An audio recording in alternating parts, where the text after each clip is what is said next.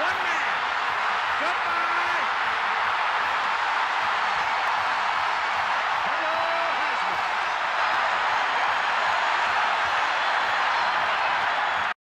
Rocket League review for the PlayStation 4. Rocket League by Psyonix, the creators of acrobatic rocket-powered battle cars on the PS3, made a splash this year when they put out a free game for PlayStation Plus. If anything, this game was a hidden gem of video games this year. For me, it's more than a Game of the Year contender. Simplicity of it all, and the pure joy I have when playing this game, is unrivaled by anything I've played as of yet. Now let's get into the review, the good, the bad, and the ugly. Starting off with the good. The game is a physics-based game, meaning that the ball can fly in any direction no matter what part of the car you hit. The ball has no canned animations, and even the cars, when you hit other ones, go flying in a specific direction. There's no such thing as canned animations in this game, and it causes a great dynamic gameplay when you're going along. The next important thing in this game is teamwork. With no teamwork, you're not going to be able to push the ball up the field, center it, and score goals. You're going to constantly be finding yourselves in your own goal area trying to defend yourselves because you aren't pushing it and working together, just like we are in this gameplay. The important thing about having a team is constantly pushing each other up the field, or following up so that when they do center, they can score a goal. When you have a good team, it makes the game even more beautiful and it stands out even more, because things like that will happen where you'll be able to score goals and work together. The next point I'd like to make about this game is how well the cars work. In this game, you are offered larger or smaller cars, and you have the option to choose whatever one you like. Larger cars have more hit points, but they also still travel the same speed as smaller cars. However, if cars are jumping in the air and flying around, you have a higher chance of being hit. And then like I'm playing with, there's smaller car. A smaller car will fit under locations that you wouldn't expect, so if a car jumps in the air, you'll have a higher chance of sliding underneath it, and you won't have to worry as much, making you a little bit more agile. That's what's great about this game though, is you have so many options to choose from. And that will move me on to my next point. Customization is vast and there's much to choose from in this game. While there's not a lot of colors to choose from just because there's only a blue and an orange team, you can choose from a variety of different costumes, such as a top hat and a lightning bolt, or flames, or anything else that you like in this cars. As you can see there, I flew up in the air and I used a flamethrower flame which sparks out orange and blue. Now there's a variety of different flames to choose from, variety of different hats, and antenna choices to choose from. And that's what makes this game great. You can make your car your own. It becomes more customizable as you unlock more things, and as you play career and so on and so forth, you'll unlock more things. This game is graphically appealing, let's be real here. The colors pop out, and it's very easy to tell what you're doing. You can see cards distinctively, and the ball's very easy to see as well. What makes this great is because it's due to the Unreal Engine 3.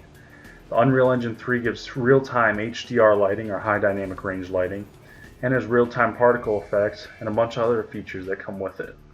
What this creates is blades of grass blowing in the wind, or even just particles flying out of your rear end, or even, just blades and sparks flying out of your car, like anything. It makes the game even more enjoyable, more beautiful, and it really adds to the appeal of the game's design. The final great thing about this game are the servers. Now believe it or not, I am saying the servers are a good thing.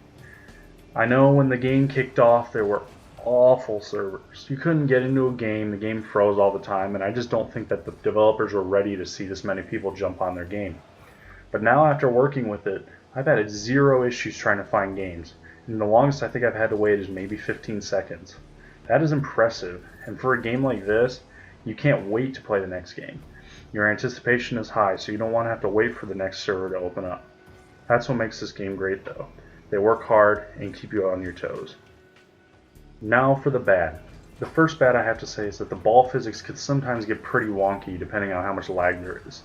In a no lag server I don't really have any issues, but with a laggy server you'll see the ball start floating around or even just bouncing ways you wouldn't expect it to. The biggest complaint I have is when I'm trying to clear the ball and I have distinct momentum over the other player. I have all the speed in the world and he hasn't even hit Sonic speed yet, but somehow he's able to hit the ball before I am, even though we're about the same distance away. Sometimes it just doesn't make sense, and it gets to be frustrating when you're trying to kick the ball down the field and it just keeps hitting you in the face. And the other thing that I don't like about this game is actually the car sounds. Now the Ferrari looking cars don't sound terrible, but I would like a more distinct sound. The car I'm using right now sounds exactly like that muscle car that you can unlock in the game, and I would prefer it not. Each car is supposed to be distinctive, and you're supposed to have your own characteristics with your cars, so why do they all sound the same? Maybe just an increase in engine noise would be better, but I would like to hear distinct sounds with the cars. I know that's getting pretty picky and everything, but it just kind of adds more to the gameplay when you can hear your car flying through on surround sound. It makes it just that much cooler. Now finally, I'm going to focus on the ugly. There's only one really big complaint I have about this game, and it's the frame rate. I wouldn't mind them taking a few blades of grass out of the game to have a better frame rate. I know it's pretty nitpicky, but there's a lot of times where I have frame rate jumps or it drops from, I think the game's running at 30 frames, but I've seen it multiple times drop to maybe 25, maybe, if I'm lucky. And it gets to be hard when you're playing the game and you suddenly have a frame rate dip that someone might not have had and only you did. It depends. That's probably pretty picky, but like I said, getting rid of a few blades of grass isn't always a bad thing. Now for the verdict. This game is one that I was more than surprised about. When I first got it, I wasn't expecting anything that was really that great. But what I got was something that I always anticipate playing. Just being able to sit down and play a game for 5 minutes really makes it a great game. Also, being able to play with friends and just being able to play soccer with cars it's a great idea. I mean, who doesn't want to play soccer with cars? Although there are a few issues that I wanted to address, they aren't anything that's really big enough to duck the score. Overall, I give this game a